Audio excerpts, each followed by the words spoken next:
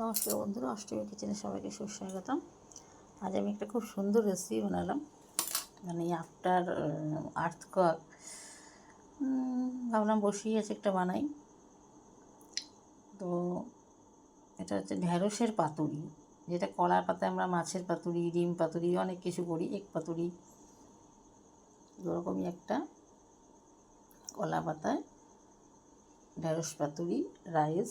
আর এটা হচ্ছে সজনে ডাঁটা, যেটা বাঙালি খুব সবারই প্রিয়, সর্ষে পোস্ত দিয়ে। আর সঙ্গে আটা মাখাই ছিল, আমার আটা পুরি করলাম।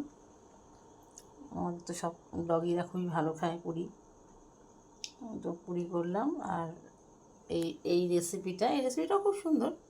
এই রেসিপিটা একদম নিত্য নতুন, খুব ভালো রেসিপি। অনেকদিন ধরে ভাবছি বানাবো, যেভাবে বানালাম এটা করে ফেলি। ঢেঁড়সগুলো ধুয়ে ভালো করে শুকিয়ে নিয়েছি, মাথাটা কেটে এবার উপর দিক থেকে মানে একটু চিড়ে চিড়ে দিয়েছি, 5-6 রকম টুকরো করে, লম্বাই আস্তে আস্তে রেখেছি। ওটার মধ্যে একটু হলুদ, নুন, সর্ষের তেল, লঙ্কার গুঁড়ো মাখিয়ে রেখে দিয়েছি খানিকক্ষণ। তারপরে একটু লেবু। এবার আমি কড়াতে তেল দিয়েছি, 5 ফোড়ন, কালো জিরে সব দিয়ে হালকা হালকা ভেজেছি। একটু তার মধ্যে একটু বেসনের গুঁড়ো দিয়ে ভেজেছি।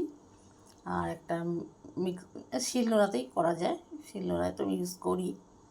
ওতে আমি সর্ষে, পোস্ত, নারকেল, একটু হালকা তেল সব দিয়ে ভালো করে মানে পেস্ট করে নিয়েছি।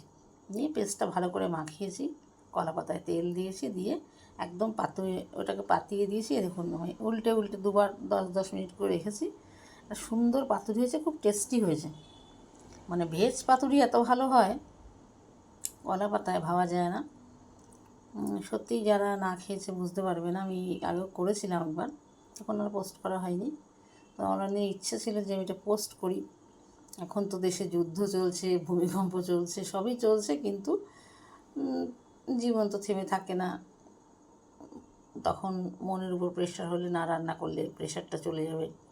আর এটা বানিয়েছি হচ্ছে, এখন তো প্রচুর সজনে ডাঁটা উঠেছে, ড্রামস্টিক। তো ওটাকেও আমি সর্ষে পোস্ত, কাঁচা লঙ্কা সব দিয়ে পেস্ট করে একটু তেল দিয়েছি, সর্ষের তেল, তার মধ্যে কালো জিরে, 5 ফোড়ন দিয়ে ওটাকে ভালো একটু নেড়ে একটু হলুদ দিয়ে এবং পেস্টটা দিয়ে দিয়েছি। একটু হালকা মিষ্টি দিয়েছি, বাঙালিরা তো একটু মিষ্টি খায়, চিনি তো একদম খাওয়া হয় না, তবুও একটু দিয়েছি। আর তারপরে একটু শুকিয়ে গেলে নামানোর একটু কাঁচা তেল দিয়ে দিয়েছি, খুব টেস্টি হয়। আর রাইস করেছি, আর এখানে হচ্ছে কটা পুরি করেছি। তো এই হলো রেসিপি। মন ভালো না থাক এসব দেখে নানা রকম, আর সব পোস্ট দেখছি সব রকম ভূমিকম্পে, তখন মনটা আরও খারাপ হয়ে যাচ্ছে। যাই হোক, আজকে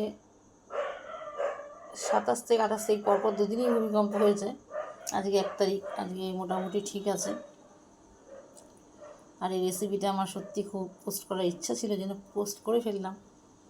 যে লেডিস ফিঙ্গার পাতুরি, কলা পাতার পাতুরি, মানে কলা পাতার যে স্মেলটা আমার দারুণ লাগে, সত্যি খুব সুন্দর হয়। যে কোনো আপনি রাইসের সাথে খান, পোলাওর সাথে খান, বা যার সাথে খাবেন খুব ভালো লাগবে। তো সেজন্য বানিয়ে ফেললাম। তো দেখা হবে, আপনারা বানিয়ে ফেলবেন এভাবে, খুব ভালো লাগবে।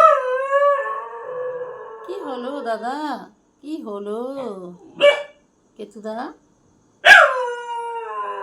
হ্যাঁ, আমার ডগিরা চিৎকার করছে,